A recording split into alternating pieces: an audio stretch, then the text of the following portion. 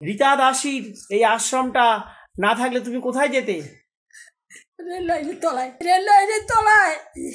চিন্তা করুন, আমার আর কেউ নেই। চিন্তা করুন। হরে কৃষ্ণ, তোমার নাম কি? আমার নাম লিলি বোস। কি নাম?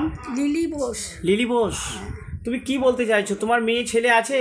আমার ছেলেটা তো মারা গেছে, কিন্তু মেয়েটা মনে হয় শুনেছি যে আছে, বেঁচে আছে, কিন্তু আমি এখন জানি না কোথায় আছে। যে ফোনে ফোন করলে ওটা তো মেয়ের ফোন নাম্বার। হ্যাঁ। কি বলছো? মেয়ে তো তোমার ফোন ধরলো না। তোমার মেয়ের নাম কি? গোপা মিত্র। গোপা মিত্র। কিছু বলো, গোপাকে পাঠাই। গোপা তো ফোন ধরছে না তোমার, বলো। এই গোপা, গোপা, তুই আমাকে দেখতে পাচ্ছিস? আমাকে দেখ, আমি তোর মা, বেঁচে আছি, মরে যাইনি এখনো। শুনলেন একটা মায়ের আর্তনাদ। মেয়ে বেঁচে আছে কিন্তু মেয়ে পরিচয় দিতে চাইছে না।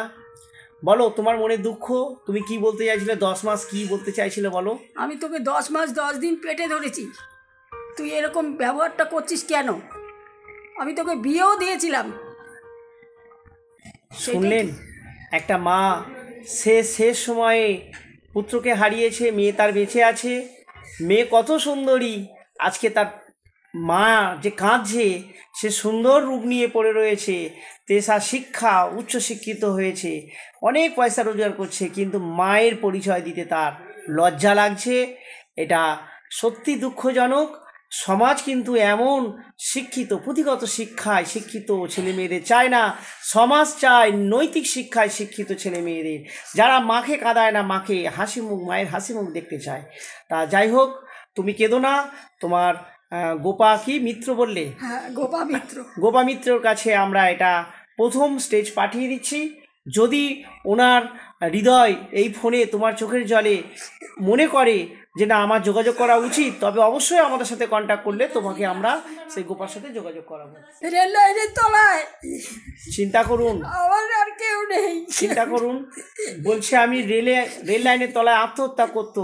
আর যাই হোক, এই মাকে মা হারিয়ে যায়নি, মেয়ে কিন্তু তার সাথে হারিয়ে যাওয়ার ভান করে যে আড়াল করে রয়েছে, অনেক কষ্টে আজকে এই মা তার মেয়ের সন্ধান পেয়েছে, কন্ট্যাক্ট নাম্বার পেয়েছে, ঠিকানা পেয়েছে। সেভাবে যোগাযোগ করাতেও মেয়ে কিন্তু মা হারিয়ে গেছে, মায়ের যোগাযোগ নেই, সেই পরিচয় ঘুরে বেড়াচ্ছে। তা আমরা এটা অবশ্যই মেয়ের ফোনে পাঠিয়ে দিচ্ছি, প্রত্যেককে আমরা এটা শেয়ার করব। আর মেয়ে যদি মনে করে যে না মায়ের সাথে যোগাযোগ করা আমার দরকার, তাহলে অবশ্যই যোগাযোগ করবে। মায়ের চোখের জল সে মোছাবে। মা চায় না তার কাছে খাওয়া পড়া, মা চায় না সুখ, মা শুধু চায় সন্তানের সাথে যোগাযোগটুকু থাকুক, আমি সন্তানকে চোখে যেন দেখতে পাই। কিন্তু সন্তান তো সেটা চাইছে না। কি লজ্জা আমাদের এই ভারতবর্ষের শিক্ষিত মানুষ যদি এমন হয়। তো হরে কৃষ্ণ, আর বেশি কিছু বলবো না। রীতা দাসীর কন্ট্যাক্ট নাম্বার 9836769125। আমরা অবশ্যই এক্ষুনি গোপাকে এইটা আমরা পাঠিয়ে দিচ্ছি গোপার ফোনে। তুমি কেঁদো না, তোমার মেয়ের সন্ধান পেয়েছো, মেয়ে যোগাযোগ করছে না, চেষ্টা করছি। এবার যদি মেয়ের হৃদয়টা একটু মমতাময়ী হয়ে ওঠে, তোমার সাথে যোগাযোগ করে। একটা মা মারা যায়নি, বেঁচে আছে, আর সে হয়তো অন্য বন্ধুবান্ধবের কাছে পরিচয় দিচ্ছে, আত্মীয় স্বজনের কাছে আমার মা মারা গেছে। কিন্তু দেখলেন এই মা বেঁচে আছে।